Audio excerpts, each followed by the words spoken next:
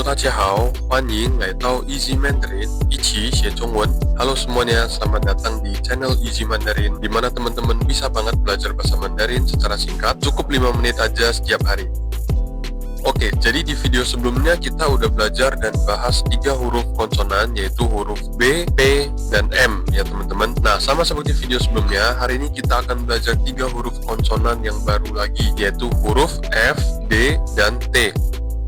Di sini saya juga akan tampilkan cara untuk pengucapannya atau cara mengejanya beserta contohnya ya teman-teman. Pertama, kita akan mulai dari huruf F terlebih dahulu. F pengucapannya di bahasa Mandarin ini sama persis dengan ucapan di bahasa Indonesia, yaitu dieja sebagai F. Contoh katanya adalah fun. Di kolom contoh di sebelah kanan, fun artinya adalah nasi. Jadi F-A-N dibaca fun.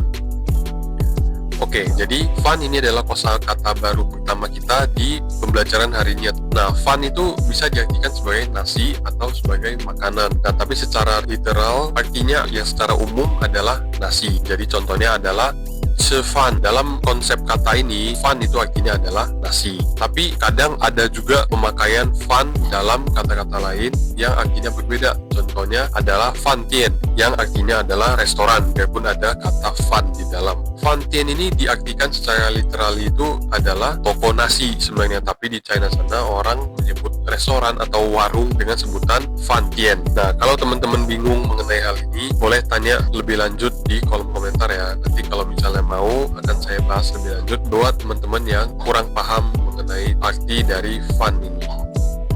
Kita lanjut ke huruf kedua dulu, ada huruf D. Nah, jadi huruf D ini dalam bahasa Mandarin dibaca sebagai T. Kalau digabung dengan huruf lain, seperti pada contoh pinyin di kolom sebelah kanan, ta. D tambah A dibaca menjadi T tambah A, jadi ta yang artinya besar. Nah, jadi ini kosakata baru kita yang kedua hari ini.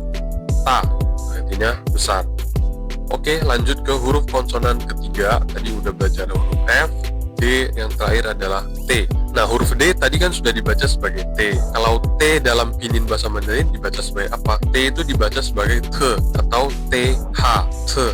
Jadi kita sebut T tapi ada H di belakangnya. Nah, contoh katanya adalah tha yang artinya dia. Tulisan pinyinnya adalah T dan A, tapi kita baca T sebagai TH plus A. Jadi tha yang artinya dia untuk pria atau wanita.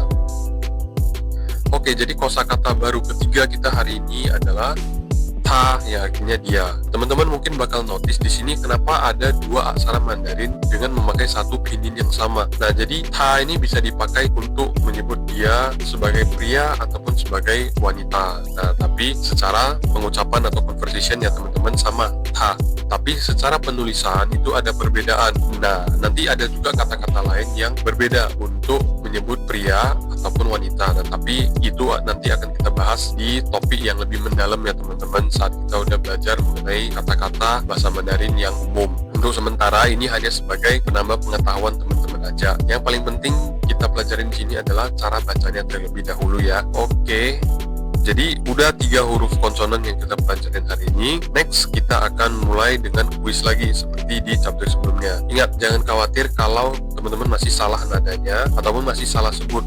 Pelan-pelan aja dibiasain, teman-teman bisa latihan sendiri diulang-ulang, dan boleh banget tanya di kolom komentar supaya bisa saya guide lebih detail sesuai kebutuhan teman-teman. Jadi peraturannya tetap sama. Kuis ini akan menampilkan buat teman-teman contoh kata dalam aksara Mandarin dan juga ada pinyinnya ya. Jadi teman-teman harus pause dulu dan coba untuk mengeja pinyin yang sudah saya siapkan di kolom spelling. Nah, dalam waktu sebentar lagi akan saya kasih jawabannya. Jadi teman-teman pause dulu.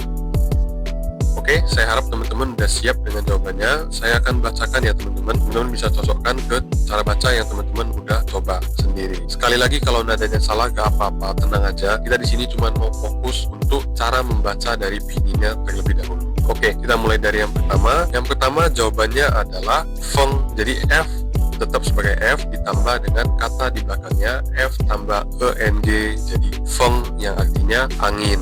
Oke, gimana teman-teman benar? Harusnya masih benar ya, soalnya ini masih gampang. F tetap dibaca sebagai F, masih cukup mudah. Oke, yang kedua jawabannya adalah teng yang artinya tunggu. Nah, jadi teng ini D E N G, tapi ingat D dibaca sebagai T. Jadi dalam pengucapannya itu T tambah E N G. Jadi teng, ya artinya tunggu. Oke, lanjut ke huruf ketiga. Huruf ketiga cara bacanya adalah tou.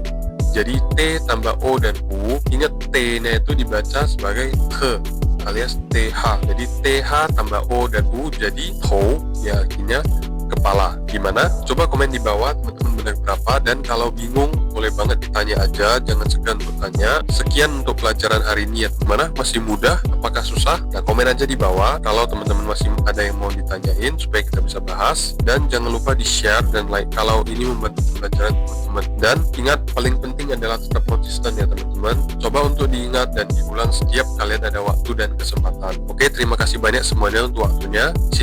Sampai jumpa. 再见。